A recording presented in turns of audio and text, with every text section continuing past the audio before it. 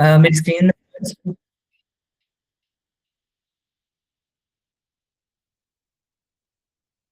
अपने अपने माइक्स और कैमरा बंद कर दें।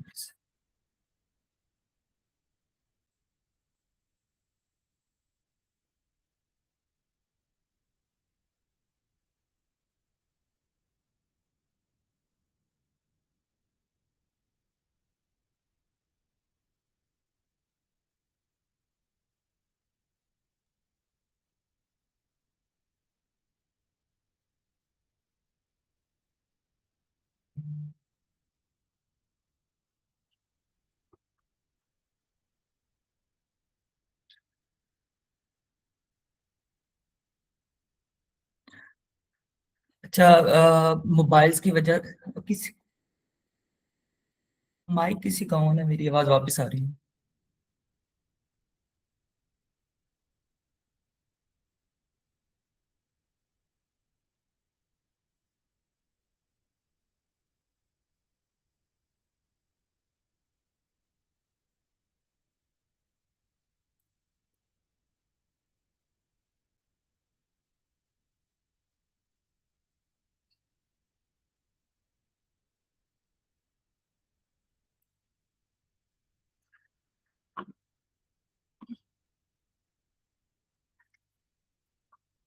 ओके।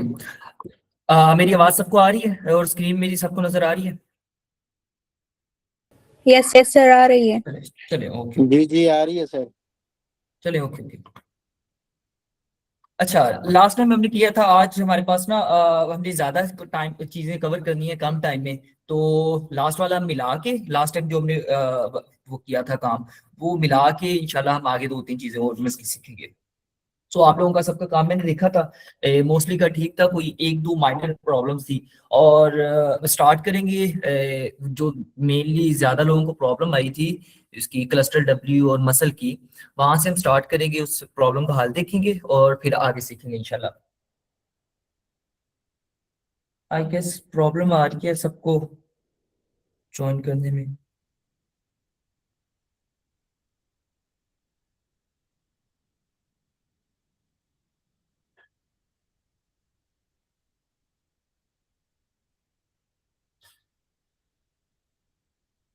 ओके।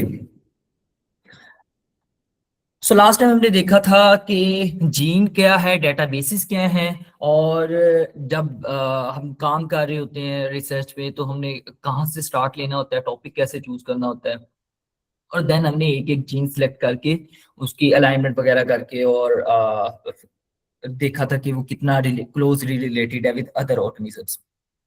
सो क्योंकि वो इंट्रोडक्टरी लेक्चर था बेसिक से, तो आई ट्राइड कि आप लोग ना सिर्फ एक बार परफॉर्म कर लो और देखें कि कितनी एफिशिएंटली आप सब लोग काम करते हैं। तो आप सब लोगों ने माशाल्लाह बहुत अच्छा काम किया था। खैर, alignment is of two types. एक होती है पेयर वाइज अलाइनमेंट और एक होती है मल्टीपल सीक्वेंस अलाइनमेंट। अगर किसी को कोई समझ ना आई, प्लीज हैंड रेज कीजिएगा, मैं वो पॉइंट क्लियर करके फिर आगे चलेंगे इंशाल्लाह।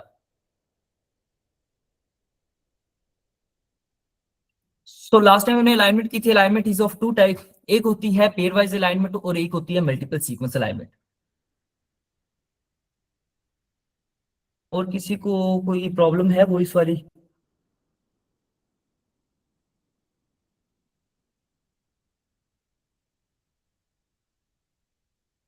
अरीज, आपके इंटरनेट का मसला होगा।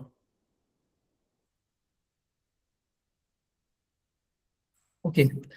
अच्छा, अलाइनमेंट होती है दो टाइप की दरअसल। एक होती है पेयर वाइज अलाइनमेंट और एक होती है मल्टीपल सीक्वेंस अलाइनमेंट।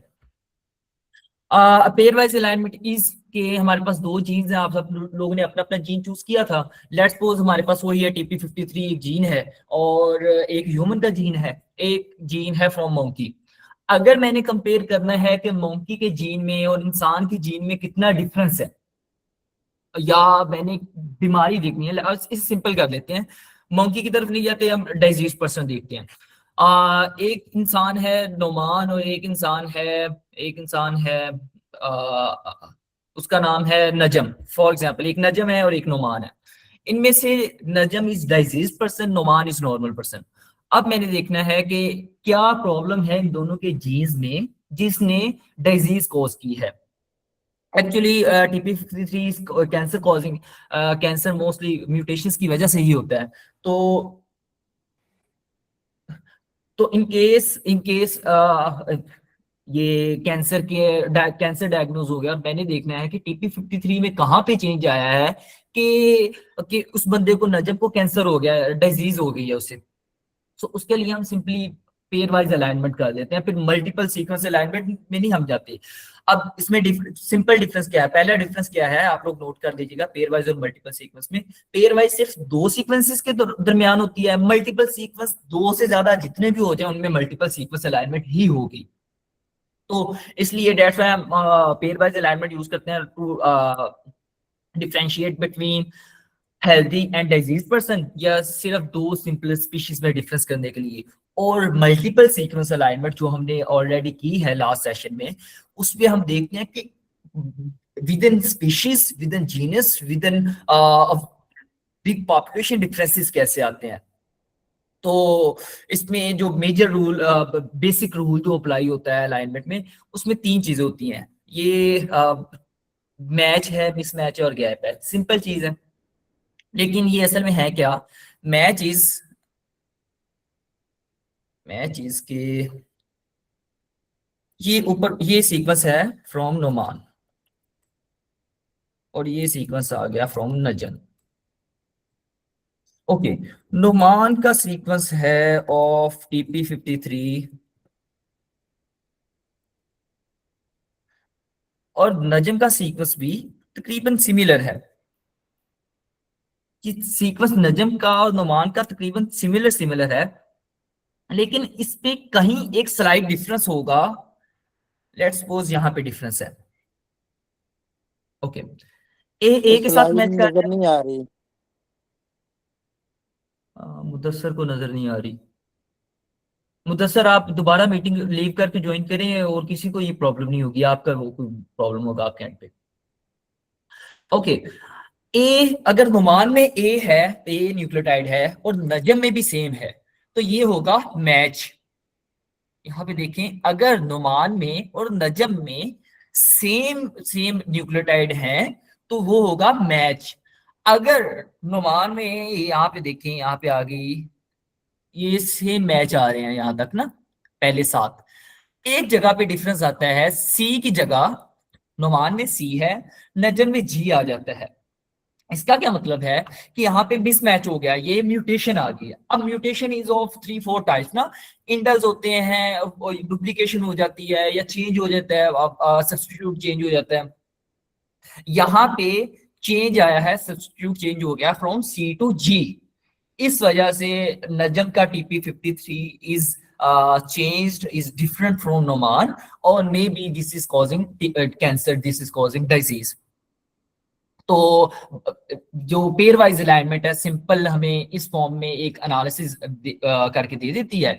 उसे हम आगे डिपिक्ट करते हैं कि इस म्यूटेशन से या इस गैप से या इस मिसमैच से क्या हुआ होगा, पॉसिबली क्या हुआ होगा। अब मैच तो मिसमैच ही हो गए, बिल्कुल सिंपल सी एक टर्म है। मैच सेम हो गए, मिसमैच डिफरेंट हो गए।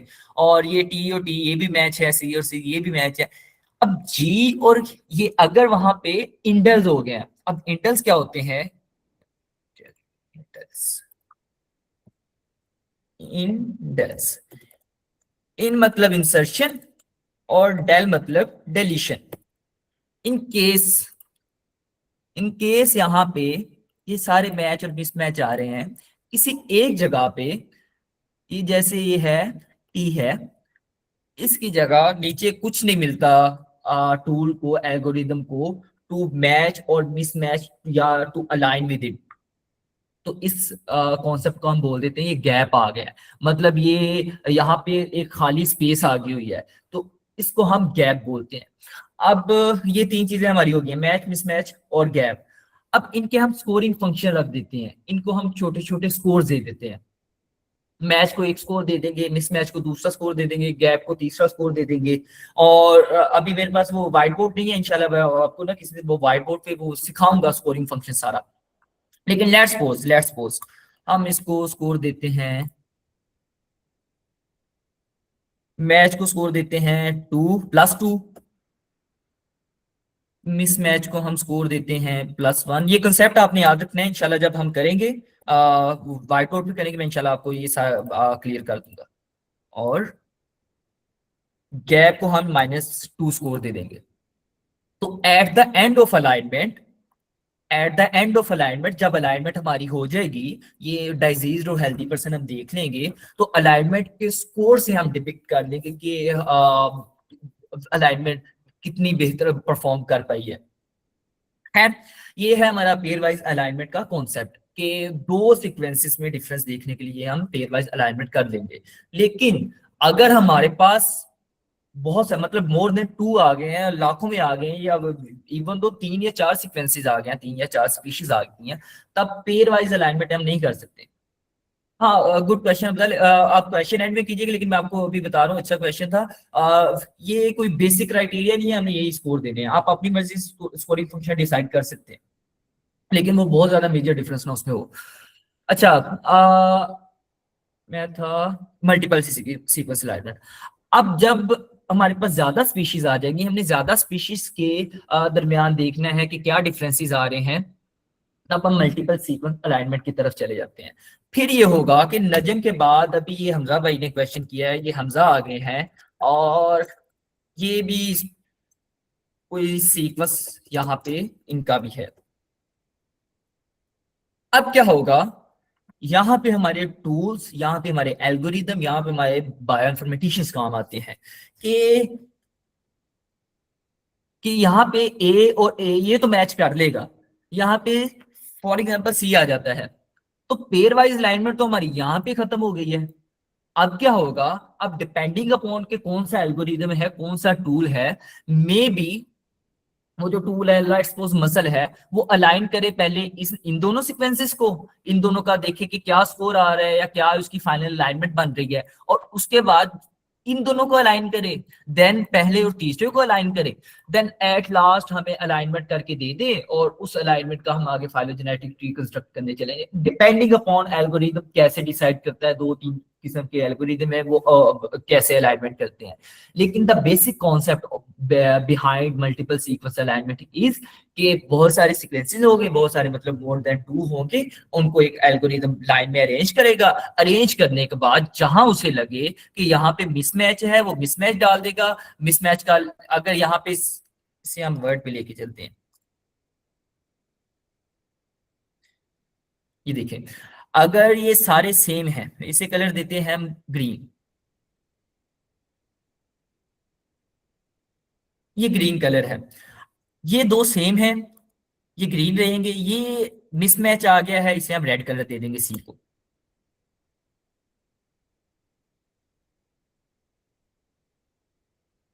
अब अलाइनमेंट टूल क्या कर रहा है कि मिसमैच को कलर डिफरेंट कर रहा है और वहां पे प्लेस कर रहा है, लेकिन वो श्योर है, अलाइनमेंट टूल यहाँ पे श्योर है कि यहाँ पे इंसर्शन या डिलीशन नहीं हुई, यहाँ पे सब्स्टिट्यूट ही चेंज, यहाँ पे न्यूक्लियोटाइड ही चेंज हो गया, दैट्स व्हाई यहाँ पे मिसमैच आ गया है। लेकिन अगर कहीं पे उसे लगता है कि कहीं एक जगह गैप डालने की वजह से यहाँ पे गैप अगर आ जाता है, मतलब अभी तो यहाँ पे गैप की जरूरत नहीं है, लेकिन इफ क्लस्टर डब्ल्यू या इफ मसल थिंक्स कि यहाँ पे एक स्पेस डालने के बाद कि टी के नीचे में कह दूं कि कुछ है ही नहीं, यहाँ पे डिलीशन हो गया है एवोल्यूशनरी पर्सपेक्टिव में, तो बाकी सारे जो है ये जी जी वगैरह यहाँ पे चांसेस आर के सेम हो जाएंगे। अगर यहाँ पे वो गैप डाल देगा,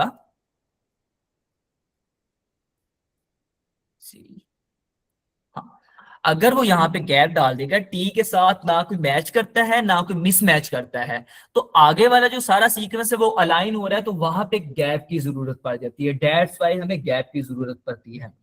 जब म्यूटेशन, सिंपल म्यूटेशन हम क्या समझते हैं, सिंपल म्यूटेशन इज कि एक टी की जगह सी लग गया है तो ये म्यूटेशन हो गई है। लेकिन म्यूटेशन ये भी है कि अगर आगे यहाँ पे इंसर्शन या डिलीशन हो गई, या कोई डिलीट हो गया है हमारे पास अमीनो वो सॉरी न्यूक्लियोटाइड, तो उसकी जगह स्पेस खाली आ जाती है, और नेक्स्ट जो रीजन होता है, जैसा कि ये रीजन है, एक गैप डालने की वजह से बाकी रीजन परफेक्टली अलाइन हो गया, टी के नीचे टी आ गया, यहाँ पे टी आ गया। इन केस यहाँ पे कुछ और होता, या ये होता ही ना, लेट्स सपोज ये गैप हम नहीं डालते, डिलीशन हुई है एवोल्यूशन में, यहाँ पे ये हो गया, अब ये दो तो अलाइन हो गया, बाकी सारी अलाइनमेंट खराब हो गई है। ये दो टी तो अलाइन हो गए, ये टी के नीचे जी और बाकी सारा डिस्टर्ब हो गया है, आगे भी जो आएगा वो भी डिस्टर्ब होगा। डेट्स वाई यहाँ पे एक गैप डालने की वजह से आगे वाला सारा सीक्वेंस अलाइन हो जाएगा और हमारा ये स्कोरिंग सॉरी गैप का कॉन्सेप्ट यहाँ पे वैलिडेट हो जाएगा। Same rule apply for insertion. अगर यहाँ पे कोई इंसर्शन हो जाती है, फॉर एग्जाम्पल दो टी हो जाते हैं, तो यहाँ पे जो है यहाँ पे दूसरे सीक्वेंसेस में एक गैप आ जाएगा। ऐसे मल्टीपल सीक्वेंस अलाइनमेंट इस चीज पे वर्क करती है। अब आप लोगों ने बहुत सारे ने क्वेश्चन किया था कि मसल की वजह से ना वो हो रहा है। अब यहाँ पे मैसेज भी कर दीजिएगा जिस इसको वो प्रॉब्लम आई थी कि मसल की वजह से लैपटॉप में वो अलाइनमेंट हो ही नहीं रही। मसल जब जब रन कर रहे हैं अलाइनमेंट के लिए वो अलाइनमेंट नहीं होती, बार बार रन करते हैं। तो उन्होंने क्लस्टर डब्ल्यू रन किया। अब प्रोफेसर दरीद इज माय सुपरवाइजर, मैंने तो खैर उन्हीं से सीखा सब कुछ। लेकिन वो जो वीडियो आप लोग फॉलो कर रहे हो ना, उसमें स्पेसिफिकली सर ने फोकस ही क्लस्टर डब्ल्यू पे किया है। जो एचएससी का क्राइटेरिया है फॉर बीएस बायोइन्फॉर्मेटिक्स, वो उसमें ये है कोर्स कंटेंट में। हाँ जी मीसम, मैं वही आपको बता रहा हूँ। ये कोर्स कंटेंट में है कि क्लस्टर डब्ल्यू से वो करना है, अलाइनमेंट करके आगे फाइलोजेनेटिक ट्री करना है। तो वो जो स्पेसिफिक वीडियो है, वो स्पेसिफिक वीडियो क्लस्टर डब्ल्यू सिखा रही है आपको, वो मसल नहीं सिखा रही। मे बी सर की और भी वीडियो हो मसल पे, लेकिन वो क्लस्टर डब्ल्यू सिखा रही है, क्लस्टर डब्ल्यू से वो हो रही है अलाइनमेंट। इसका हरगिज ये मतलब नहीं है कि क्लस्टर डब्ल्यू बेहतर परफॉर्म कर रहा है हमारे मसल से। मसल किसी भी सूरत क्लस्टर डब्ल्यू मसल से बेहतर परफॉर्म नहीं कर सकता। इसका छोटा सा डिफरेंस, एक टेबल मैंने बनाया था वो मैं आपको दिखाता हूँ। ये देखें। अच्छा, क्लस्टर डब्ल्यू है प्रोग्रेसिव आइटरेटिव रिफाइनमेंट में। मैं आपको वर्ड बताता डिफरेंस बताता हूँ। आइटरेटिव वर्ड का मतलब होता है जो चीज बार बार रिपीट हो, बार बार रिपीट होने वाली चीज को हम आइटरेटिव बोलते हैं। जैसे एक टूल था पिछले दिनों में बहुत मशहूर था, अब तो खत्म हो गया हुआ है खैर, आईटेजर। आईटेजर यूज होता था for structure prediction of protein. अब उसका जो पहला वर्ड था ना आई, उसका मतलब ये आइटरेटिव था, मतलब बार बार वो रिपीट करता है, एक प्रोसेस को बार बार रिपीट करने के बाद एक रिजल्ट देता है। तो वो ज्यादा वैलिडेटेड, ज्यादा बेहतर रिजल्ट होता है जब बार बार रिपीटिशन के बाद हमें कोई रिजल्ट मिलता है। लेकिन क्लस्टर डब्ल्यू क्या करता है? क्लस्टर डब्ल्यू एक बार अलाइनमेंट, एक सिंगल पास में अलाइनमेंट करता है और उसके आपको रिजल्ट दे देता है। दैट्स वाई इसका लोडिंग को कोई पार्टा हमारे लैपटॉप पे और क्लस्टर डब्ल्यू के रिजल्ट आई जा रहे हैं। लेकिन मसल क्योंकि आइटरेटिव है, वो बार बार कर रहा होता है, तो इसलिए मसल का लोड पड़ता है हमारे डिवाइसेस पे। दूसरा ये कि एरर करेक्शन। एरर करेक्शन में ये होता है कि क्योंकि क्लस्टर डब्ल्यू आइटरेटिव है ही नहीं, ये रिपीट करता ही नहीं, और एरर करेक्शन हमारी हमेशा तब ही होती है, हम इंशाल्लाह मशीन लर्निंग के मॉड्यूल में पढ़ेंगे, एएनएन करेंगे, उसमें मैं आप लोगों को बताऊंगा। ये चीजों को बार बार रिपीट करने की वजह से हमारे पास एरर्स की पॉसिबिलिटी कम हो जाती है, और जब भी हम किसी चीज को बार बार रिपीट करते हैं हमारे पास बेहतर रिजल्ट आना शुरू हो जाते हैं अल्टीमेटली। अब मसल क्या करता है, एक बार उसने अलाइनमेंट की, दूसरी बार की, तीसरी बार की, पांचवी बार की, पांचवी बार को पहली बार के साथ कंपेयर किया, जो रिजल्ट है वो हमें देगा। ये नहीं होगा कि एक बार अलाइनमेंट रन की हमें रिजल्ट दे दे। क्लस्टर डब्ल्यू एक बार रन करके हमें अलाइनमेंट दे देता है, उसके रिजल्ट इसलिए ज्यादा बेहतर नहीं होते। एक्यूरेसी मसल की हाई है, स्पीड मसल की अच्छी है, लेकिन आप लोगों को क्यों लग रहा है कि मसल स्लो है? क्योंकि क्लस्टर डब्ल्यू ने जो काम एक बार परफॉर्म करना है, मसल ने वही काम 50 बार आपको परफॉर्म करके रिजल्ट देना है, इसलिए वी फील के मसल स्लो है, लेकिन मसल स्लो नहीं है। अच्छा, जब लार्ज डेटा सेट्स हो तो मसल बेहतर है। और ये इंपॉर्टेंट कॉन्सेप्ट है ऑफ डिस्टेंस मेथड। अब क्लस्टर क्या करता है, अभी जो मैं आप लोगों को चीज बता रहा था कि ये अगर दो सीक्वेंसेस, तीन सीक्वेंसेस आ गया क्लस्टर के पास, तो तीनों को इकट्ठा कैसे करे? उसके पास तो जो कोर कॉन्सेप्ट है क्लस्टर के पास वो तो है कि उसने पेयर वाइज अलाइनमेंट करनी है, लेकिन it can do multiple sequence alignment. Algorithm इसका अच्छा है, लेकिन मसल जैसा इसका अलाइन वो एल्गोरिथम नहीं है। इसने दो को अलाइन करना है, फिर तीसरे को कंपेयर करके करना है, फिर ऐसे उल्टा सीधा करके इसने अलाइन करके फिर हमें स्कोर देने हैं। लेकिन ऑन द अदर हैंड हमें जो मसल है वो रिजल्ट देता है ऑन के मर्स बेस्ड। फिर से एक चीज आप लोग नोट कीजिएगा, अगर मैं भूल जाऊँ आप नेक्स्ट क्लास में मुझे बताइएगा, के मर्स क्या होते हैं। केमर होता है एक, हम स्पेसिफिक उसे देते हैं, रीजन देते हैं कि 3, 4, 5, 50, 100 न्यूक्लियोटाइड को आप ना यूज कर सकते हो एज एन पार्ट, छोटे छोटे रीजन, छोटे छोटे क्वांटिटी, छोटे छोटे पार्ट्स बना के आप यूज कर सकते हो, फिर उन्हें कंपेयर कर सकते हो।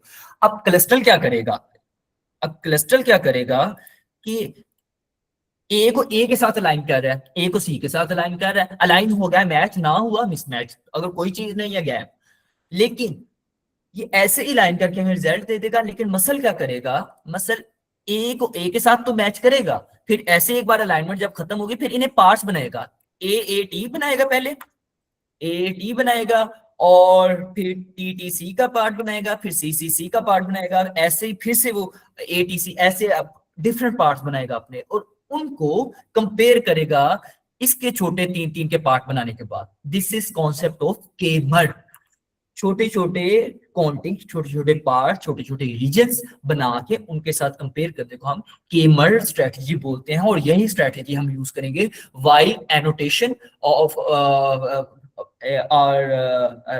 Whole genome. ये कॉन्सेप्ट अभी क्लियर है हमारा, मल्टीपल सीक्वेंस अलाइनमेंट और क्लस्टर और मसल वाला, तो 2-3 मैसेज कर दे फिर आगे चले। इसको एक बार समराइज कर दें। मैसेज कर दे प्लीज।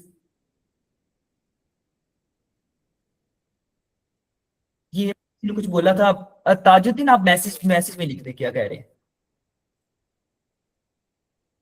ओके ओके, अच्छा, अब ये हमारा जो बेसिक कोर कॉन्सेप्ट है, जी मैं वही वही करने लगा हूँ। अभी तक हमारा जो कोर कॉन्सेप्ट है वो क्लियर हुआ है कि जीन्स जो होते हैं उनको हमने एवोल्यूशनरी बायोइन्फॉर्मेटिक्स में कंपेयर करना होता है विद अदर जीन्स या अदर ऑर्गेनिज्म, या इन अदर वर्ड्स हमने कंपेयर करना होता है अदर जीन्स के साथ, दूसरे जितने भी जीन है उसके साथ मिलते जुलते। अब उसमें हम क्या करते हैं, उसके लिए हम अलाइनमेंट करते हैं। लेट्स सपोज आपको मैं वो देता हूँ, एक दीवार देता हूँ, उस दीवार पे आपने वो शीट लगानी है, तो उसके लिए हम क्या करेंगे, उसको मापेंगे और शीट को उसके ऊपर रखेंगे, देखेंगे कि ये शीट मैच हो रही है उसकी लेंथ के साथ कि नहीं। एक तो उसकी अलाइनमेंट यही होगी, हमने लेंथ देख ली इसकी मैच हो रही है कि नहीं। फिर हम क्या करेंगे, उसका कलर शलर सारा कुछ ग्रेडिंग शेडिंग हमने मैच करनी होती है। खैर ये भी इसी कॉन्सेप्ट पे काम कर रहा होता है।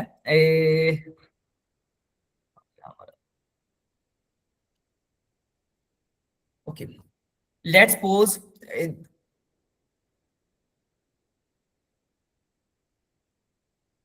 आतिफ ये लास्ट में मैंने वो दिया था ओवरव्यू, लेकिन मैं फिर से आपको बता देता हूँ। लेट्स सपोज कि आपके प्रोफेसर ने आपने क्विज दिया है ऑफ एमसीक्यूज है, एमसीक्यूज है 10 एमसीक्यूज हैं, जवाब है उसका ए बी,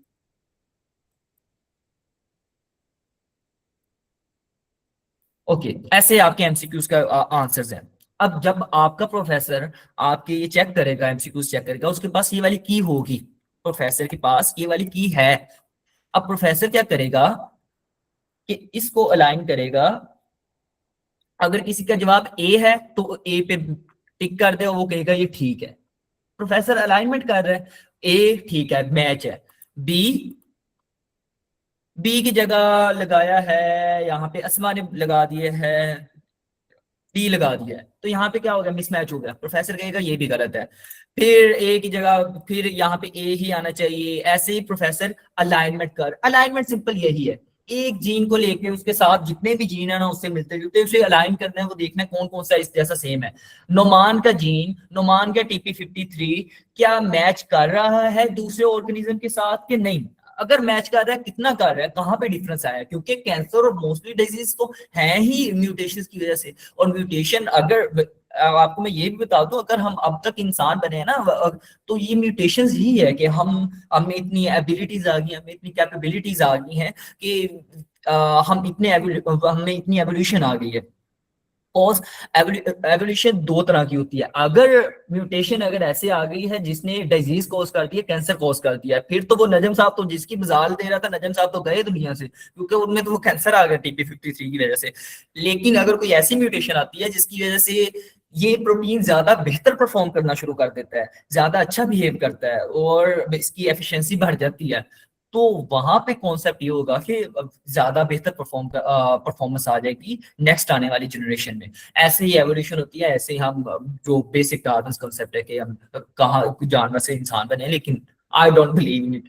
तो खैर अब बेसिक कॉन्सेप्ट ऑफ अलाइनमेंट यही है, जैसे एमसीक्यूज एक प्रोफेसर चेक करता है, हम ऐसे यहाँ पे चेक करेंगे। दूसरी चीज ये कि गैप गैप असल में एग्जिस्ट नहीं करेंगे। असल में मतलब मेरे डीएनए में अगर ए सी मतलब ऐसे चल रहे हैं ना, ए जी जी, तो ये नहीं हुआ कि यहाँ पे डीएनए कट गया यहाँ पे जी आ गया, ऐसा कुछ नहीं हुआ। सिर्फ अलाइनमेंट में, बायोइनफॉर्मेटिक्स में हम ये देखने के लिए कि क्या इसमें डिफरेंस कहाँ पे आ रहा है, तो वो देखने के लिए हम यहाँ पे इंडेक्स का कॉन्सेप्ट यूज करते हैं। लेकिन असल में जब ये होता है ना डीएनए में होता है, तब ऐसा नहीं होता कि बीच में डीएनए सीधी लाइन में जा रहा है, सीधी लाइन में ऐसे डीएनए जाई जा रहा है, ऐसे आ गया और ऐसे हो गया। डीएनए ऐसे बिल्कुल एग्जिस्ट नहीं करता, डीएनए ऐसे जुड़ा होगा, इकट्ठा ही जुड़ा होगा। लेकिन जब हम देख रहे होते हैं, एनालाइज कर रहे होते हैं ना, तब हमें पता चलता है कि यार कोई तो यहाँ पे प्रॉब्लम हुई है, क्लस्टर या मसल फील करेंगे, यहाँ पे कोई तो प्रॉब्लम हुई है। ये जो है यहाँ पे आ, कोई नई बेस भी नहीं आई और यहाँ पे कोई बेस है भी नहीं, फिर वो वहां पे गैप डाल देता है ताकि ना पता चल जाए कि यहाँ पे पास में कुछ था लेकिन अभी यहाँ पे डिलीट हो गया है। और फिर फाइलोजेनेटिक ट्री जो कि आज मैं आपको बताऊंगा, उसमें कंफर्म हो जाता है कि कब जाके मे बी ये डिफरेंस आया होगा। सो अभी मुझे दो मैसेज आ जाए कि क्लियर है, फिर हम आगे चलते हैं। ये हमारा अभी एक कॉन्सेप्ट खत्म हो गया यहाँ पे। Okay, today's course content was gene आप लोगों को पता है, बता दिया हुआ है। MS and PWA multiple sequence alignment क्या है, पेयर वाइज अलाइनमेंट क्या है, इसका भी आपका कॉन्सेप्ट क्लियर हो गया होगा और इसका एल्गोरिथम तक आपको समझ आ गया होगा। नेक्स्ट है हमारे पास क्लस्टर और मसल, ये भी आप लोगों को मैंने बता दिया क्लस्टर और मसल में डिफरेंस क्या है, हमने मसल ही क्यों यूज करना है। और प्लीज इतना किया कीजिए कि कोई भी आप लोगों से कोई भी सियाना नहीं है दुनिया में, आप लोग सबसे सियाने हो और आप लोगों ने खुद थिंक करना है, खुद सोचना है। अगर आप लोग मेरी सोच पे चलेंगे, आप लोग मेरे जैसे किसी और बंदे की सोच पे चलेंगे, तो आपकी एग्जिस्टेंस का कोई इतना कोई ऐसा फायदा नहीं है दुनिया को। तो आप लोग कोशिश करें, खुद सोचें।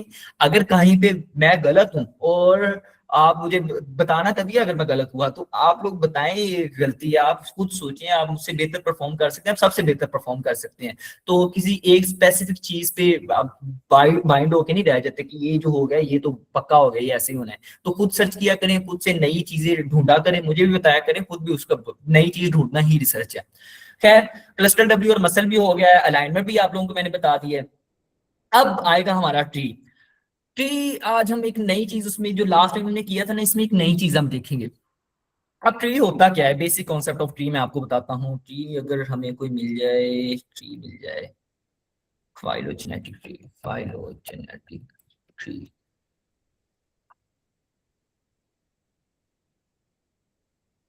अच्छा, अब ट्री क्या है कि हम देखते हैं कि विद इन स्पीशीज कहाँ पे जाके ये दो स्पीशीज इकट्ठी होंगी। मतलब कि इंसान बने, इंसान से पहले अगर कहते हैं कि ये छोटी वो मिल गई, एग्जांपल मिल गई कि चिड़िया है और एलिगेटर है, कहाँ पे जाके इनका एंसेस्टर कोई सेम होगा।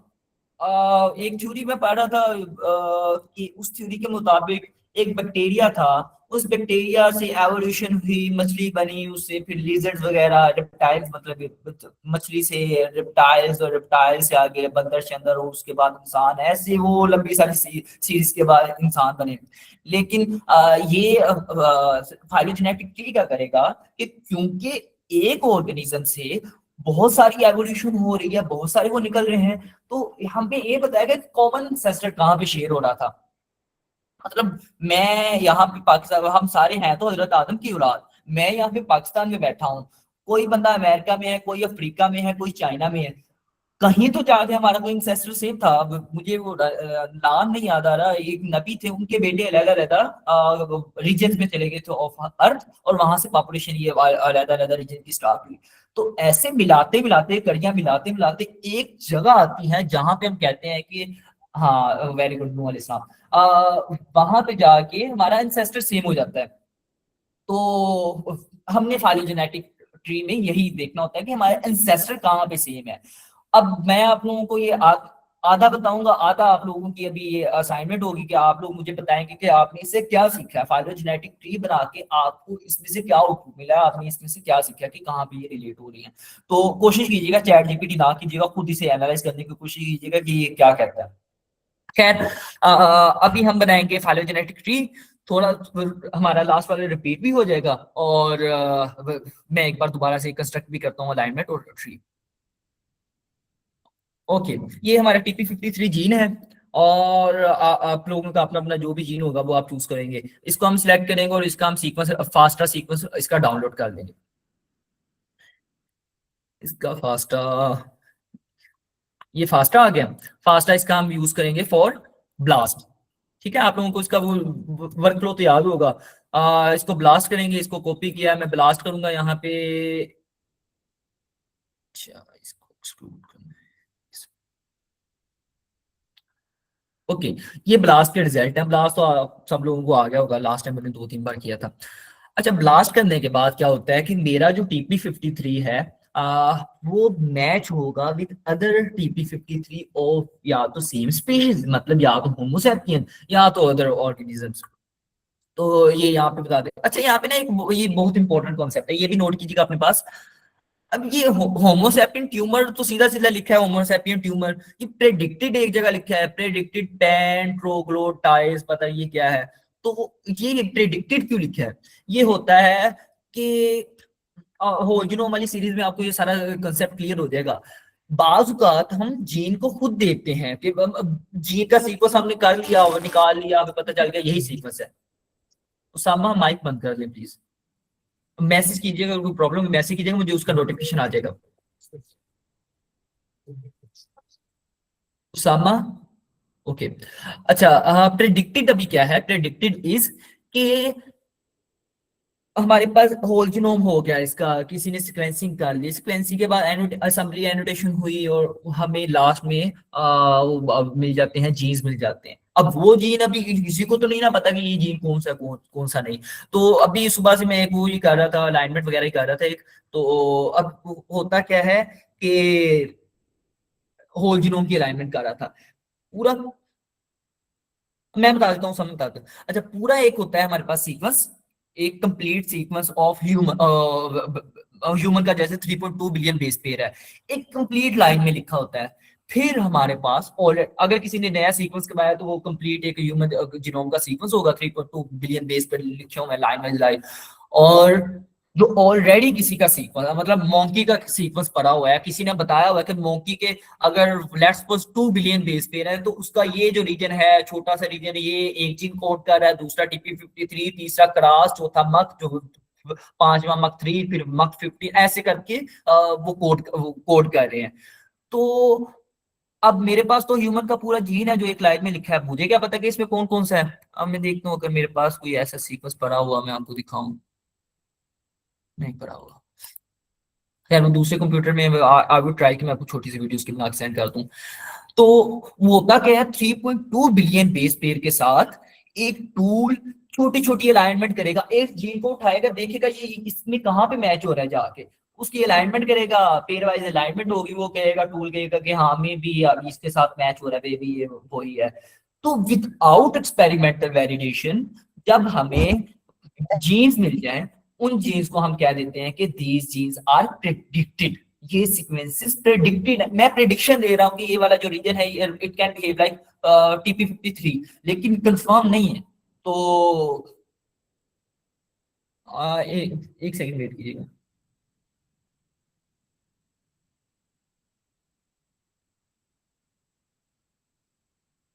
अच्छा, ऐसे ये प्रेडिक्टेड इसलिए वो वर्ड वहां पे लिखा आता है।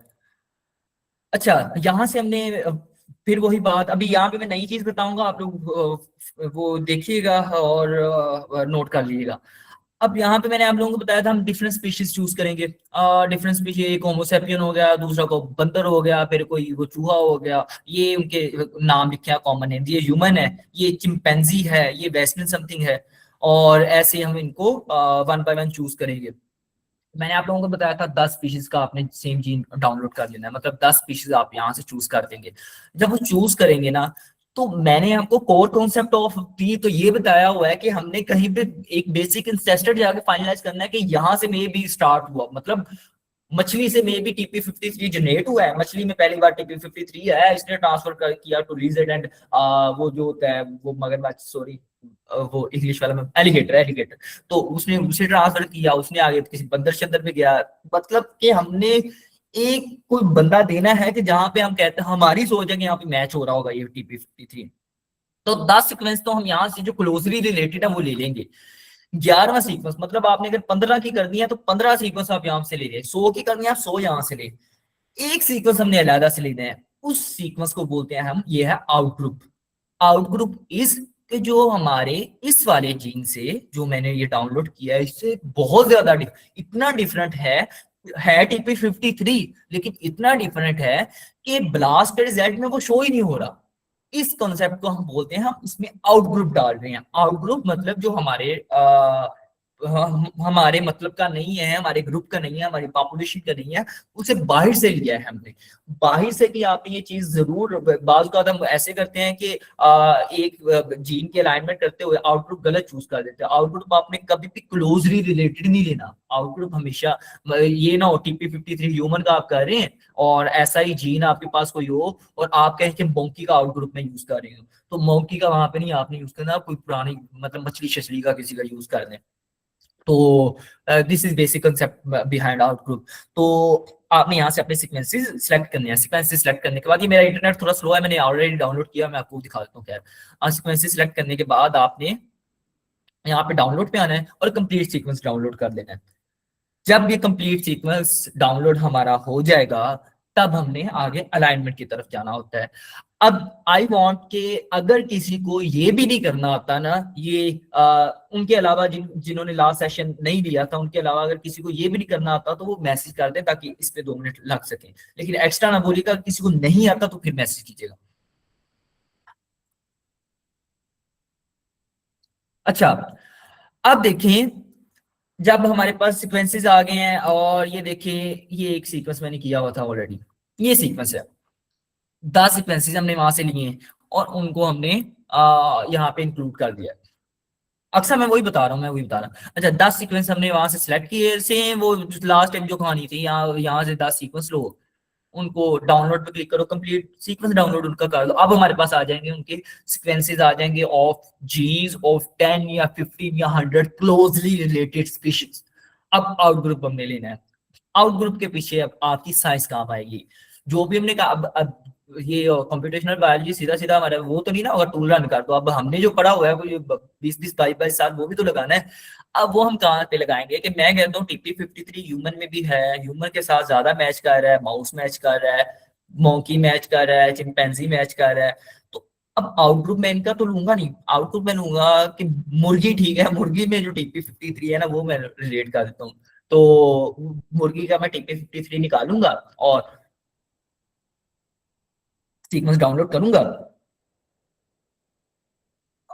कंप्लीट सॉरी उसका सीक्वेंस डाउनलोड करूंगा ऑफ उसका गैलस, गैलस आइटिस मुर्गी का साइंटिफिक नेम होता है इनका।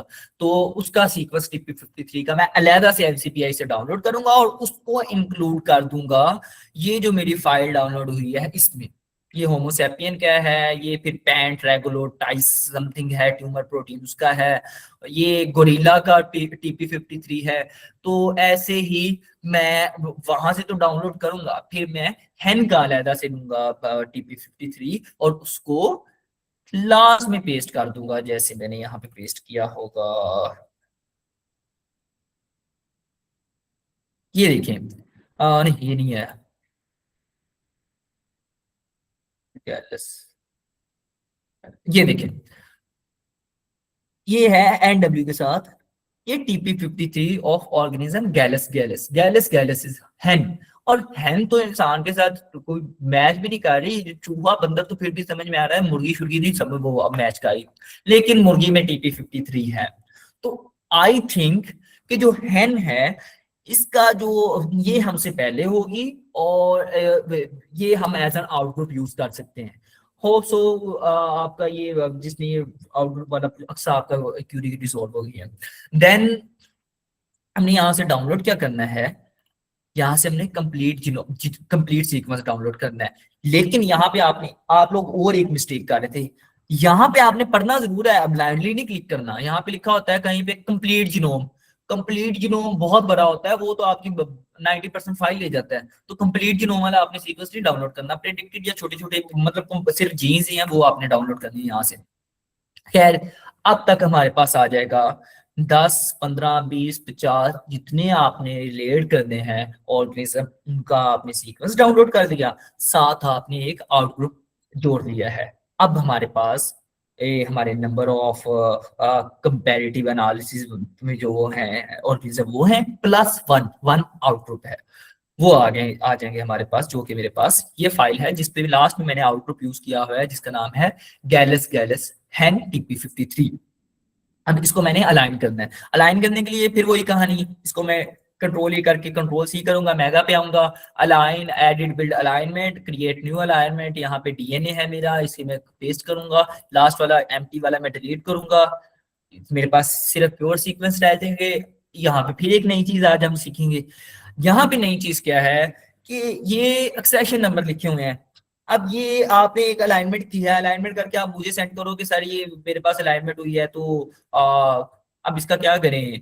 अब ये NM और XM आपस में रिलेट हो रहे हैं, तो NM XM मुझे क्या पता ये कौन से हैं, इसलिए हम यहाँ पर नाम दे देंगे। लास्ट में हमने नाम नहीं दिए थे टू कीप थिंग्स सिंपल। इसको मैं नाम दूंगा ये है ह्यूमन, और इसको मैं नाम दूंगा ये है हैन, और अपनी तरह से ब्लाइंडली मैं फिलहाल नाम दे रहा हूँ, आप लोग सही नाम दीजिएगा, ठीक है।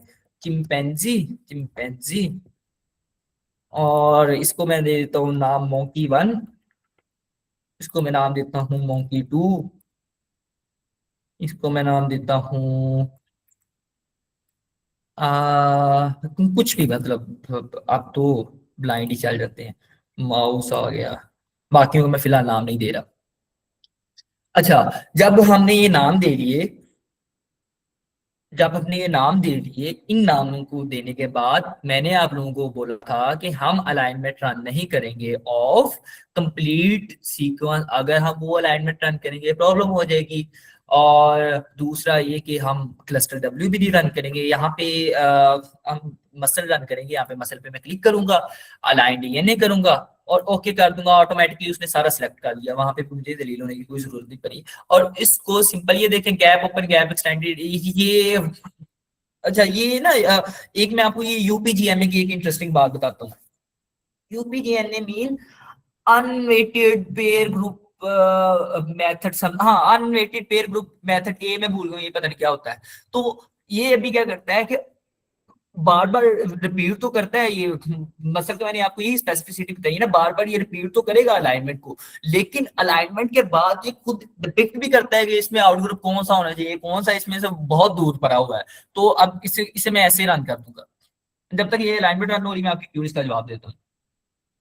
अलाइनमेंट फाइल आपका, आपने पूछा है अस्मा, अलाइनमेंट फाइल आप डाउनलोड करेंगे, आप अपने पेपर के सप्लीमेंट्री फाइल में अलाइनमेंट फाइल डाउनलोड करके डालते हैं। अब वो मेन फाइल में हम नहीं लगा सकते, स्क्रीनशॉट भी हम नहीं लगा सकते मेन फाइल में। अच्छा, इकरा आपका कोई लैपटॉप का कोई प्रॉब्लम हो गया, ऐसे पॉसिबल नहीं है। खैर मेरे पास, मैंने आपको बताया था i5 थर्ड जनरेशन से मैंने बायोइन्फॉर्मेटिक्स स्टार्ट की थी, तो मेरे भाई का वो लैपटॉप था, तो उसमें आई गेस के पहली बार ही 22-23 की अलाइनमेंट हमने रन की थी। तो ये नहीं हो सकता कि सिर्फ 5-6 का वो हो रहा हो। तो आप वो देखेंगे, आप जो 2-3 प्रॉब्लम मैंने आपको बताई ना, उनमें देखें कि क्या कहाँ प्रॉब्लम आ रही है, कंप्लीट जीनोम तो नहीं आप कहीं डाउनलोड कर रही। हाँ, outgroup, outgroup I think must है। अगर आपको कुछ जरूरत ही नहीं है ना कि ऐसे कंपेयर करने की, तो आउटग्रुप रहने दें। आपके पास 4 स्पीशीज हैं, आपको इंस्ट्रक्शन यही है कि मतलब 4 कैंसर पेशेंट है, तो आप उनमें आउटग्रुप हेल्दी पेशेंट आ जाएगा, ऐसा जो जैसे मैंने आपको बताया उस सेंस में आउटग्रुप नहीं आएगा, लेकिन आउटग्रुप ऑटोमेटिकली आ जाता है हर अलाइनमेंट में। तो इससे बेहतर कि हम कोई रैंडम सेलेक्ट कर दें, ब्लाइंड लेके चलें, स्पेसिफिक हो जाते हैं, खुद से कर लेते हैं।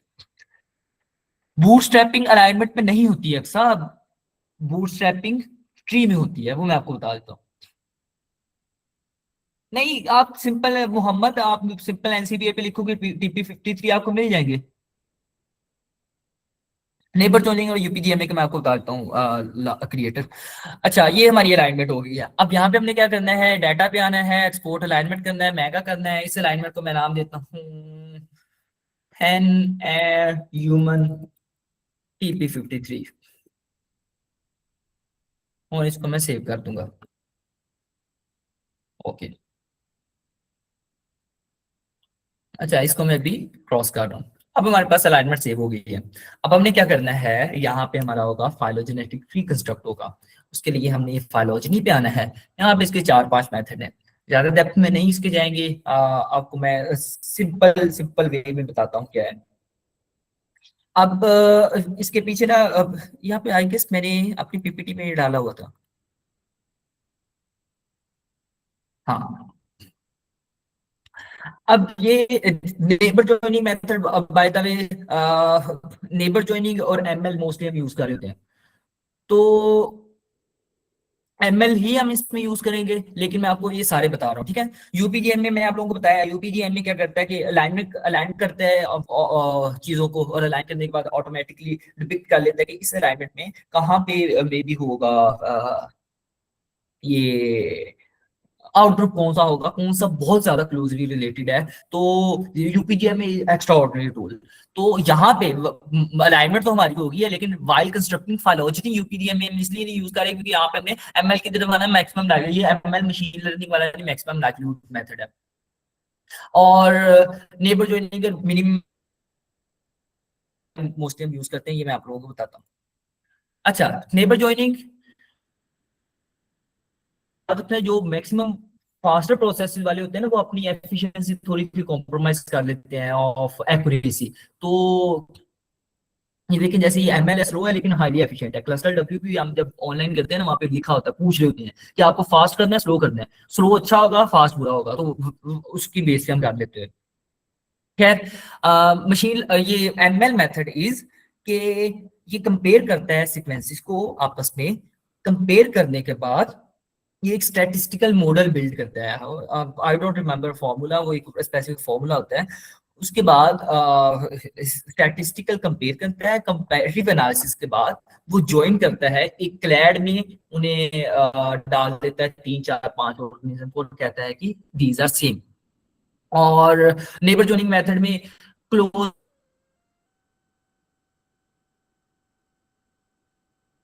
रिलेटेड रीजन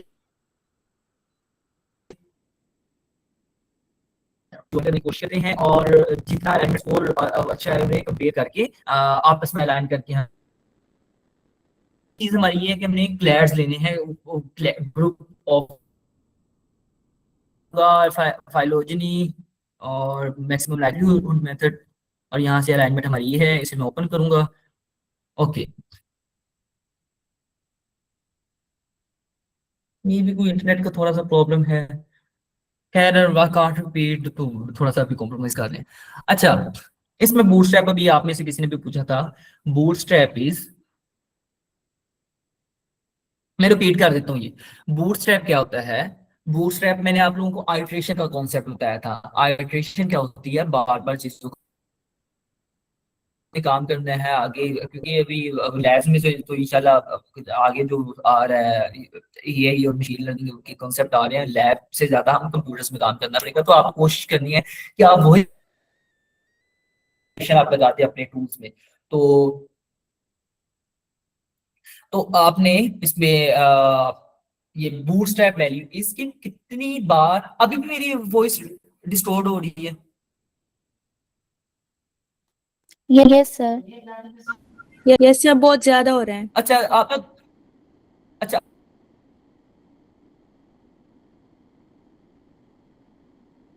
आप 2 मिनट वेट करें, अजान हो जाए, अजान के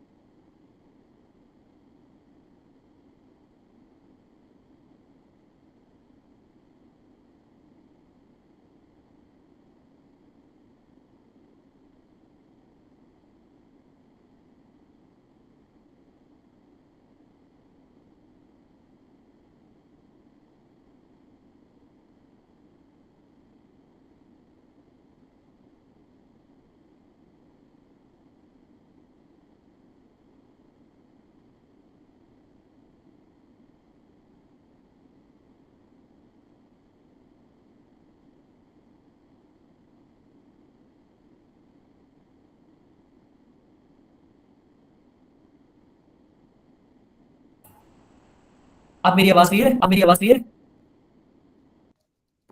यस सर, क्लियर है।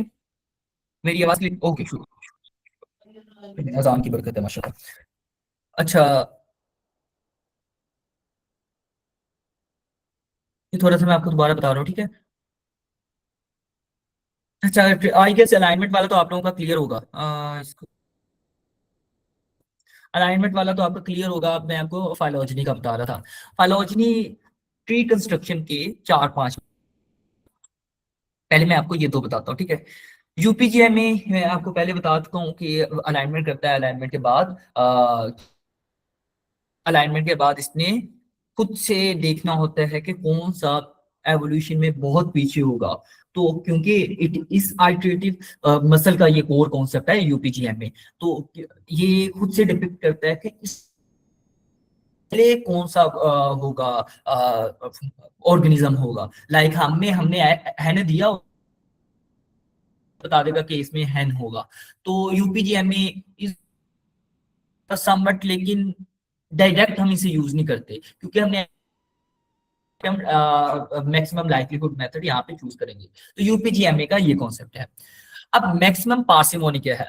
मैक्सिमम पार्सिमोनी क्या करता है कि इसने कोई इस पे अपनी साइंस नहीं लगानी होती। इस कॉन्सेप्ट ने, इस एल्गोरिदम में क्या होता है कि तीन चार सीक्वेंसेस हैं, उनको म्यूटेशन की बेस पे स्कोरिंग दे देता है, जो स्कोरिंग मैं आपको बता रहा था। उस दोनों को मैच करके तीन स्कोर आया, तीन स्कोर आया है, उनको एक क्लैड में डाल दो। उसको आपस में रिलेट किया, लाइक क्लस्टर में आपको बता रहा था आपस में रिलेट करते हैं। उनको आपस में चार सीक्वेंसेस को रिलेट किया, उनको एक क्लैड में डाल दो। Maximum parsimony purely specifically works on mutation, लेकिन म्यूटेशन पे स्पेसिफिकली चीजें वर्क नहीं कर रही होती इन रियलिटी। तो मैक्सिमम पार्सिमोनी इस चीज पे काम कर रहा है, इसलिए कैंसेरियस पेशेंट और म्यूटेटेड पेशेंट में ये काम आ जाता है हमारे। देन हमारे पास आता है नेबर ज्वाइनिंग मेथड। क्या है? ये एक डिस्टेंस बेस्ड एल्गोरिथम है, मतलब इसका जो कंसेप्ट बिहाइंड बेस ऑर्गेनिज्म है, जो ब्रांचेस बनाता है। पहले ठीक है, एक ब्रांच में आपको दिखाता हूं।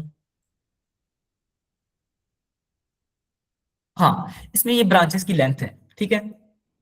अब एक ब्रांच बहुत लंबी है, दूसरी ब्रांच छोटी है, तो ये क्या करेगा कि जो सेम साइज ऑफ ब्रांचेस को कंपेयर करने की ट्राई करके उन्हें एक ग्लैड में ऐड करने की कोशिश करेगा। लेकिन रिजल्ट, यही तो कॉन्सेप्ट है हमारी अलाइनमेंट का, कि ब्रांचेस को हमने देखना है कौन कितना रिलेट कर रहा है, कौन कितना दूर है।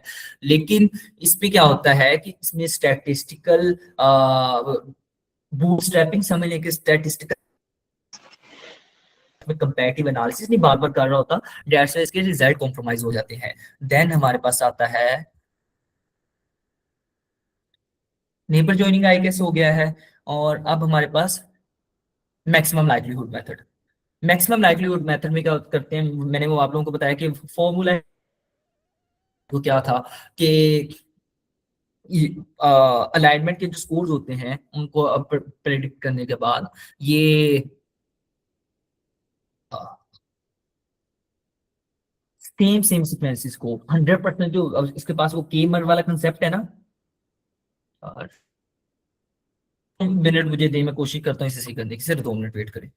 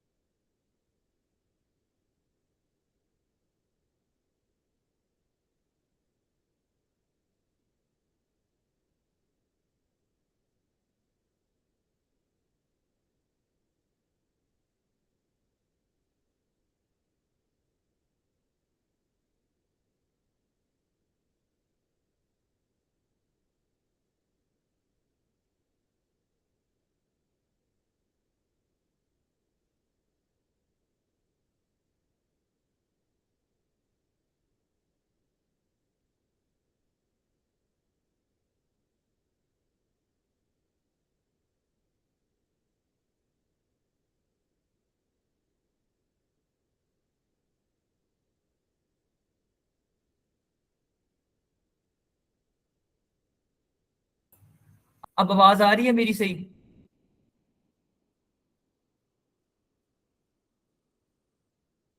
मेरी आवाज, शुक्र। अच्छा, मुझे लगता है कि रिकॉर्डिंग में ना आई गेस ये प्रॉब्लम नहीं होगी, तो अगर कोई चीज मिस हो जाए तो रिकॉर्डिंग में क्लियर हो जाएगी। तो हमने आज बहुत सारी चीजें कवर करनी है, तो कोशिश की थोड़ा सा कॉम्प्रोमाइज कर दें। खैर, अच्छा ये मैं आपको बता रहा था इसका मेथड्स। अच्छा, maximum likelihood method is, max likelihood का तो आपको पता चल रहा है, बूटस्ट्रैपिंग मैं आपको बताता हूँ, वो भी बताना है।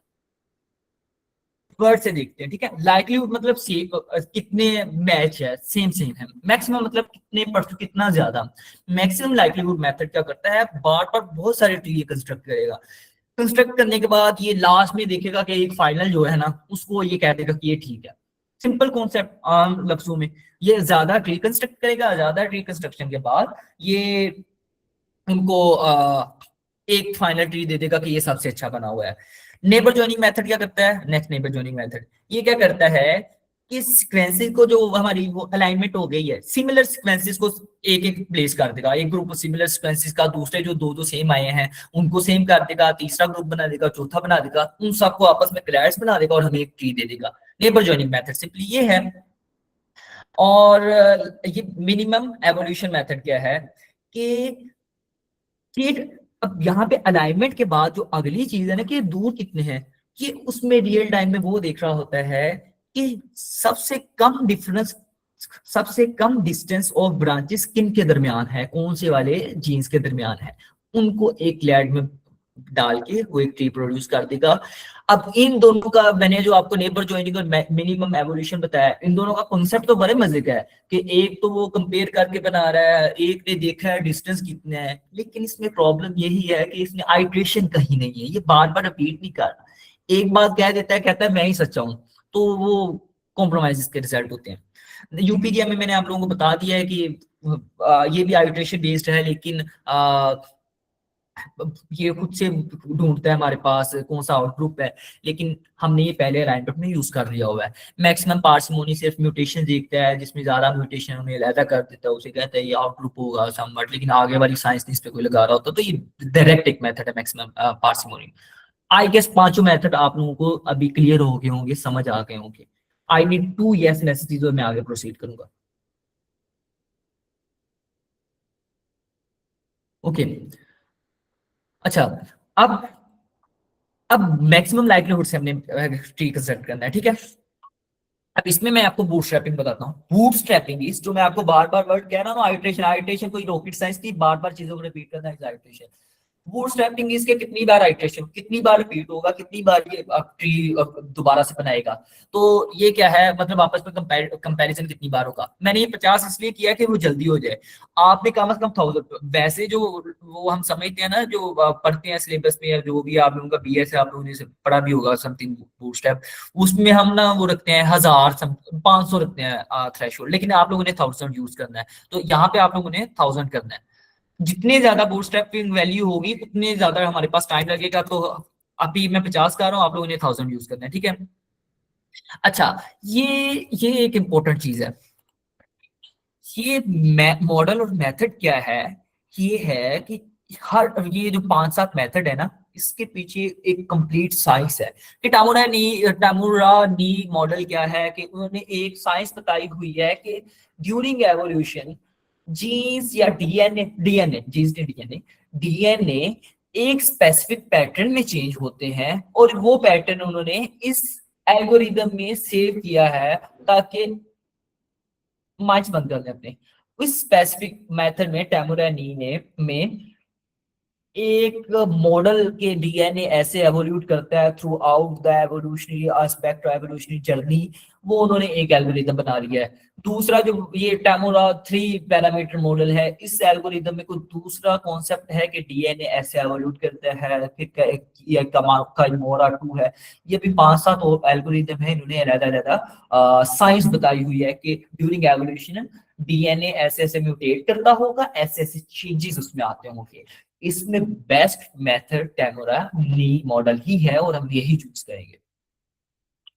देन ये है हमारे पास है GI। ये आप लोगों से वैसे पूछने कोई नहीं वाला सारी जिंदगी, और ना पेपर में ऐसा, ये सिर्फ आपका कॉन्सेप्ट क्लियर करने के लिए मैं बता रहा हूँ, ठीक है। तो अगर नहीं ये जेहन में रहता है इसे निकाल दीजिएगा, कोई मसला नहीं। अच्छा ये है रेट्स अमंग साइड। अच्छा इंडेक्स का मैंने आप लोगों को कंसेप्ट बताया था। अब उसमें ये क्या होता है, मतलब ये म्यूटेशन और चेंजेस और पैटर्न्स को स्टडी करने के लिए ना गैमा कैटेगरीज हम बना लेते हैं। मतलब 5 कैटेगरी हमारे, 3 कर सकते हैं आप, 2 कर सकते हैं, 10 कर सकते हैं, 7 कर सकते हैं, अपनी मर्जी से। अब ये 5 कैटेगरीज में डिवाइड करेगा कि ऐसे ऐसे डीएनए में चेंजेस होते होंगे, ऐसे ऐसे होंगे, पांचों को अलग अलग एक मतलब कोड सजेस्ट कर देता है। फिर उनको स्टडी करता है, लास्ट में उनको मिला के एक स्कोर दे देता है। तो 5 ऑप्टिमल होता है, और अब यहाँ पे 3-4 मेथड है, अब आप लोगों ने G+I यूज करना है, ठीक है। गैप्स और मिसिंग डाटा क्या होगा कि जो वो कंप्लीटली एक न्यूक्लियोटाइड है ही नहीं किसी में, मतलब ये अलाइनमेंट मैं आपको दिखाता हूँ एक सेकंड। ये देखिए, ये वो जी है, ठीक है। ये जी और किसी में है ही नहीं, मतलब हैन वाला जो जी है ये न्यूक्लियोटाइड और किसी 10 स्पीशीज 11 में है ही नहीं। तो इसे डिलीट कर देना ही बेहतर सोच है, वो मुसीबत में पड़ने की जरूरत नहीं है। ये जो थोड़े से, जैसे ये जी 5-6 स्पीशीज में है फिर नहीं है, ये देखिए बाकी 11 में नहीं है, तो ऐसी चीजों को फिर डिलीट कर देना ही बेहतर होता है। तो ये जो कहानी मैं आपको सुना रहा था, फाइलोजेनी मैक्सिमम लाइक्लीहुड मेथड, ये कंप्लीट डिलीशन इस चीज का नाम है। Then ML heuristic model, nearest neighbour interchange और इनिशियल ट्री फॉलो, ये वही कहानी जो अभी मैंने आप लोगों को बताई है। नंबर ऑफ थ्रेड, जितना अच्छा आपका लैपटॉप है उतनी ज्यादा आप थ्रेड कर लें। यहाँ पे 4 है, आप 8 कर लें, 15 कर लें, 2 कर लें, आपकी मर्जी। और इसे हम ओके कर देंगे। 50 हमारी बूटस्ट्रैप वैल्यू है। ये 50 बार, ये देखें रेप्लिकेट नंबर 50 बार ट्री को कंस्ट्रक्ट करेगा, बार बार कंस्ट्रक्ट करेगा। कंस्ट्रक्शन के बाद हमें जो फाइनल ट्री मिलेगा वो आपस में ज्वाइनिंग के बाद, आइटरेशन के बाद हमें एक ट्री देगा कि ये फाइनल है। अब मैं आप लोगों को ट्री का एक बेसिक कॉन्सेप्ट बताऊंगा, ट्री में हमने क्या देखना है, कैसे देखना है। अगले वाला काम आप करेंगे, हमारे पास आई गेस टाइम थोड़ा सा है, और भी बहुत सारी चीजें आज सीखनी थी। तो अब आधा ट्री मैं बताऊंगा, आधा ट्री आप लोग मुझे असाइनमेंट्स पे सेंड करेंगे इंशाल्लाह। ओके, अब ये हमारे पास ट्री आ गया है। I need once again 2 messages of yes, फिर मैं आगे ये प्रोसेस करूंगा ताकि पिछला वाला क्लियर हो। अब ये बिल्कुल नई एक चीज आ गई है, एक one more message and I proceed further. Okay, अच्छा अब ये देखें, लास्ट टाइम आप में से 2-3 लोगों ने ट्राई की थी ये ट्री बनाने की। उसमें यहाँ पे ये जैसे एक सेशन नंबर लिखा है, सेशन नंबर देख के किसे पता चल रहा है ये क्या है? मुझे क्या पता एक्स और एन आपस में कितना रिलेट कर रहे हैं? मुझे तो ह्यूमन मॉन्की में देखना है कि कितना, मुझे तो देखना है इंसान और गधा आपस में कितने रिलेट कर रहे हैं। तो वो यहाँ से हम देखेंगे। तो नाम उसे दे के देखेंगे। अगर आप अलाइनमेंट में नाम देना भूल गए, आप यहाँ पे भी एडिट करके नाम दे सकते हो। एक चीज तो ये है कि हमने नाम लेके ये ट्री खूबसूरत बन के, आप सिंपली जो देखते हो ना पेपर में, उन्होंने नाम नहीं लिखे होते। आपने क्या करना है, नाम भी लिख दें, आगे ब्रैकेट में आप चाहे एक सेशन नंबर भी उसका लिख दें। इट डिपेंड्स अपॉन यू कि आप कितनी मेहनत करना चाहते हैं। यहाँ पे एक सेशन नंबर भी उसका लिख दें, तो वो ज्यादा खूबसूरत सा आपका ट्री बन जाएगा। खैर ये हमारा ट्री है। इसमें 2-3 बेसिक बेसिक कॉन्सेप्ट आपको मैं बताता हूँ। एक तो ये कि रूट क्या है। रूट, रूट इज के जहां से हम कहते हैं कि ये स्टार्ट हुई होगी सारी कहानी। अब इसमें मैंने कोई चेंज नहीं किया, आपके सामने ये ट्री है। इसमें ये हैन उसने इरादा किया हुआ है, ठीक है। इसने क्या किया है कि हैन को खुद बोल दिया है। मैंने आपको बताया था ना, अगर हम वो यूपीजीएमई मेथड यूज करेंगे तो ये खुद से डिसाइड कर देगा कि आउटग्रुप कौन, ये उसने खुद से डिसाइड किया, मैंने नहीं से बोला था ये आउटग्रुप है। तो अब इस, ये अगर मैं ये कहूं कि ये मेरा आउटग्रुप था, मैं इस पे करता हूँ रूट ट्री, ये देखें पूरा ट्री चेंज हो गया। आउटग्रुप क्या है? हमारी एवोल्यूशन में सबसे पहले जो ऑर्गेनिज्म था वो हमारा आउटग्रुप है, और बाकी जो ऑर्गेनिज्म है वो उसके बाद एवोल्यूट हुए हैं। अब मैंने इसमें वो बड़ा कोई अजीब सा आउटग्रुप दे दिया आपके सामने, वो जो दिया ये था, ये पता नहीं क्या चीज है। तो उसने ये देखें अजीब सा टेबल दे दिया। अगर मैं हैन को करूंगा ना, ये रूट है, फिर ये देखें खूबसूरत हमारे पास फाइलोजेनेटिक की है। अब पता चल रहा है कि हैन से स्टार्ट हुई होगी ये कहानी सारी। यहाँ पे करता हूँ मोंकी को, सॉरी मोंकी नहीं, ह्यूमन, ह्यूमन को कहता हूँ यहाँ से ट्री, फिर से ट्री अजीब हो गया। तो ये चिंपैंजी मोंकी ये सेम है, ये पता नहीं मैंने किसको ये जिसादा करके लिख दिया। तो आपने यहाँ पे सबसे पहले तो अपने root, root is common ancestor, सबसे पहला इंसेस्टर हमारा आउटग्रुप आपने सही चूज करना है, और वो था हमने यूज किया था हैन। अच्छा, एक तो हमारी चीज यहाँ पे ये वैलिडेट होगी यूपीजीएमए की, मैंने जो आपको कहानी बताई थी वो खुद करेगा, उसने खुद कर लिया है। अब इसमें ये दो तीन चीजें मैं आपको बताता हूँ। पहले बूटस्ट्रैप देखिए। बूटस्ट्रैप इस ये 90 बूटस्ट्रैप वैल्यू थ्रेशोल्ड है हमारा, लोग 60 रखते हैं, हम 70 रखेंगे। कॉम्प्रोमाइज करने के बाद हम 50, मतलब अगर हम नॉवल काम कर रहे हैं उसमें हम 50 अबव अपना थ्रेशोल्ड रख लेंगे। नॉर्मल केसेस में 60 अबव होता है। हमारे काम में क्योंकि अल्हम्दुलिल्लाह आप सब लोग एक्स्ट्रा ऑर्डिनरी हो, तो हम लोग ज्यादा 70 रखेंगे। तो आपकी ये सारी वैल्यू 100 अबव आनी चाहिए। और ये जो एक क्लैड में है, सिंपल इंटरप्रिटेशन, एक क्लैड में वो सेम जगह पे होंगे, डाइवर जो यहाँ पे डाइवर्जेंस आ रही है, एक जगह पे आ गई है, कॉमन इंसेस्टर सेम कर रहे हैं। बाकी इंटरप्रिटेशन है ये आप लोगों ने मुझे वर्ड की फॉर्म में करके देनी है। एक और छोटी सी मैं आपको चीज बताता हूँ इसकी, ये जो लेंथ है ना, ये ब्रांचेस, ये वो चीजें मैं आपको बता रहा हूँ जो वैसे नहीं मिलेगी। तो चैट जीपीटी तो आप लोगों ने यूज नहीं करना इंशाल्लाह, तो ये चैट जीपीटी से आपको पता चली थी, इसलिए मैं आपको बता रहा हूँ, बाकी इंटरप्रिटेशन आप खुद करेंगे, ठीक है। ये बूटस्ट्रैप वैल्यूज हैं, ये ब्रांच लेंथ है। ब्रांच लेंथ जितनी मतलब कम होगी उतनी वो क्लोजली रिलेटेड होगी। ब्रांच लेंथ जब 0.1 अबव चली जाए मतलब बहुत ज्यादा डिफरेंस है स्पीशीज में। मतलब ये देखें यहाँ पे 0.02 है, मतलब कोई ज्यादा डिफरेंस नहीं, 0.002 डिफरेंस है। अगर डिफरेंस आपका 0.1 आ गया, 0.1 मतलब ये 0.1 मतलब के एवोल्यूशन में बहुत बहुत ज्यादा डिफरेंस कहीं आया हुआ है। अब ये हम आउटडोर वैलिडेट कर रहा है 0.2, 0.1 क्या मैंने बताया बहुत ज्यादा डिफरेंस, ये 0.2 आ गया, तो ये भी हमारी चीज वैलिडेट यहाँ पे होगी। तो फाइलोजेनेटिक ट्री ये है। बूटस्ट्रैप कंसेंसस ट्री हम यूज करेंगे, और इसकी हम ये तस्वीर लेके अपने पेपर में लगाते होते हैं, और आप नाम शाम अपनी मर्जी से इसका खूबसूरत सा दे देंगे। इसकी शेप्स कैसे चेंज करते हैं उसमें लगाने के लिए, पेपर में लगाने के लिए, ये सर्कुलर शेप में हमारे पास ट्री आ गया, ये रेड, ये स्ट्रेट आ गया, और ये कर्व में हमारे पास आ जाएगा, ये कर्व में आ गया। तो आप शेप भी अपनी मर्जी की चूज कर सकते हैं। यहाँ तक हमारा फाइलोजेनेटिक ट्री वाला कॉन्सेप्ट कंप्लीट हो गया। और ये कंप्लीट कॉन्सेप्ट ये हम जो भी पेपर लिखेंगे, चाहे वो ड्राफ्ट पे लिखेंगे या वैक्सीन पे लिखेंगे, ये हम उसमें यूज करेंगे। तो यहाँ तक ये हमारा क्लियर है। और अभी हम आगे चलेंगे, मैं आपको ट्रांसलेशन और ओपन रीडिंग फ्रेम्स का बताने वाला हूँ। अब ये मैं क्लोज कर रहा हूँ। अच्छा, इसको आपने सेव करना है, ये फाइल, और इसका सेव सेव करंट सेशन भी करना है आपने, ये एक्सपोर्ट ट्री भी करना है, ये न्यू फॉर्म में, ये सप्लीमेंट्री फाइल में हमने ये देना होता है। इसकी तस्वीर वगैरह लग जाएगी हमारे पेपर में, और ये हमारा एनालिसिस कंप्लीट हो जाएगा। तो यहाँ पे हमारा मेगा का काम कंप्लीट हो गया हुआ है। Close mega, close without saving. अब मैं आप लोगों को बताता हूँ कि ट्रांसलेशन क्या है, ओपन रीडिंग फ्रेम्स क्या है। ओपन रीडिंग आप लोगों ने देखा होगा कि बाल्स का लिखा होता है open reading frame 1, open reading frame 2, open reading frame 3। अब ये ओपन रीडिंग फ्रेम्स असल में हैं क्या, वो आज इंशाल्लाह हम अभी करने लगे हैं। और अब तक का आई गेस सारा फाइलोजेनेटिक ट्री वाला आप लोगों का कंसेप्ट क्लियर हो गया होगा। मैं ये वाली ना रिकॉर्डिंग बंद करके नेक्स्ट ऑन कर रहा हूँ ताकि डिफरेंस बन जाए।